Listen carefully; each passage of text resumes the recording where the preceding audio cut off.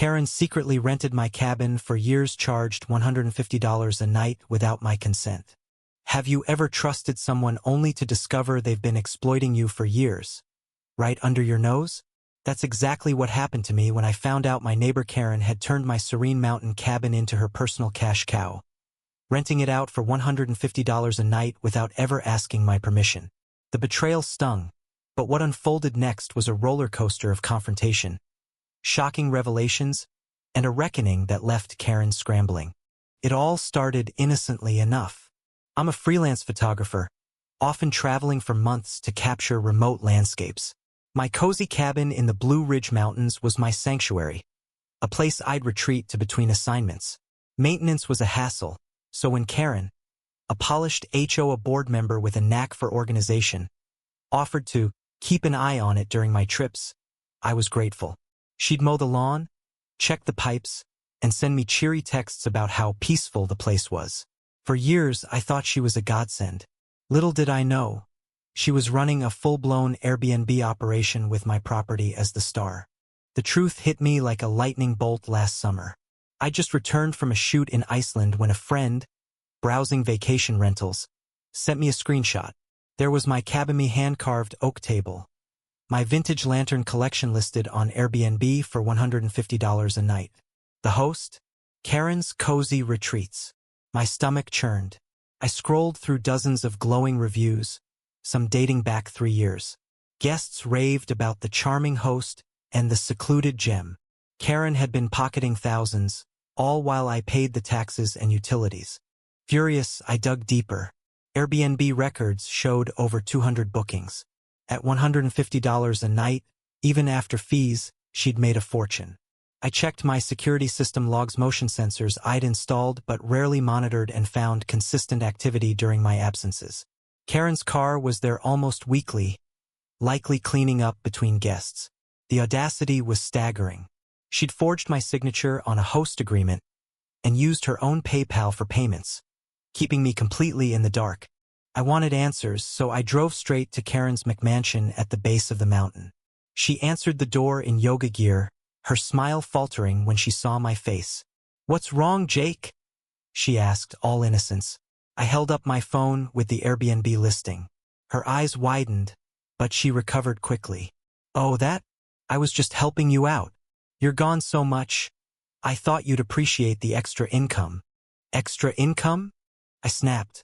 "You've been stealing from me for years." Karen's demeanor shifted. She crossed her arms, her voice dripping with entitlement. "Stealing? I've been maintaining that dump. You should be thanking me for keeping it booked. Without me, it'd be rotting." I was floored. She genuinely believed she was the hero here. I demanded she shut down the listing and hand over every cent. She laughed a cold, dismissive sound. "Good luck proving anything. I've got records showing I'm the host. Try me." That night I couldn't sleep. Karen's smugness fueled my resolve. I contacted Airbnb, who confirmed the listing was under her account, but said disputes over property ownership were outside their purview. They suggested legal action. I hired a lawyer, Sarah, who specialized in property fraud. Sarah uncovered a twist that made my blood boil. Karen hadn't just rented out my cabin, she'd used it as collateral for a loan, claiming she had a management contract with me. The forged documents were sloppy, but they'd fooled a local bank into giving her $50,000. This wasn't just greed, it was a calculated scam. As we built our case, an unexpected ally emerged. Tom, a retired cop who lived nearby, had always been wary of Karen's side hustles. He'd noticed strangers at my cabin but assumed I'd approved the rentals. When I told him the truth, he was livid. "She's been fleecing people for years," he said. "Last year, she tried to fine me for unapproved landscaping, while her guests trashed the trails." Tom had kept a log of Karen's car coming and going, complete with timestamps that matched my security data. His meticulous records were gold. The confrontation came at the next HOA meeting, where Karen was up for re-election as president. I tipped off a few neighbors, and the room buzzed with tension. Karen, in a crisp blazer, was mid-speech about community values when I stood up. "Speaking of values," I said, projecting my voice, How about honesty? Karen's been renting my cabin on Airbnb for years without my consent, forging documents, and pocketing the cash. Gasps rippled through the crowd. I held up printouts of the listing and Tom's logs. She's made over $100,000 while lying to us all. Karen's face went scarlet. This is slander, she shrieked. I was helping Jake. He's never here. But the neighbors weren't buying it. Tom stood, his gruff voice cutting through her protests. I've got photos of your guests littering my property. You're no saint, Karen. Then came the twist.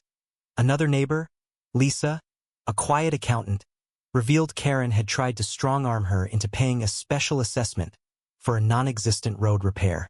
Lisa had emails proving Karen funneled HOA funds into her personal account. The room erupted. Karen's empire was crumbling.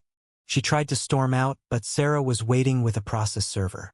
We'd filed a civil suit for fraud, theft, and damages, plus a criminal complaint for forgery. The sheriff's deputy handed her the papers as neighbors whispered. Karen's composure shattered. You'll regret this, she hissed at me. But her threats were hollow. The evidence was overwhelming. Over the next months, Karen's world unraveled. Airbnb banned her account, and the bank called in her loan, threatening foreclosure on her house. The criminal case moved forward. Forgery carried a potential 7-year sentence. At the civil trial, her lawyer argued she'd acted in good faith, but the judge wasn't swayed. She was ordered to pay me $120,000 in restitution, plus legal fees. Her HOA presidency was revoked, and she became a pariah in the community. Last I heard, she was selling her designer bags online to cover her debts.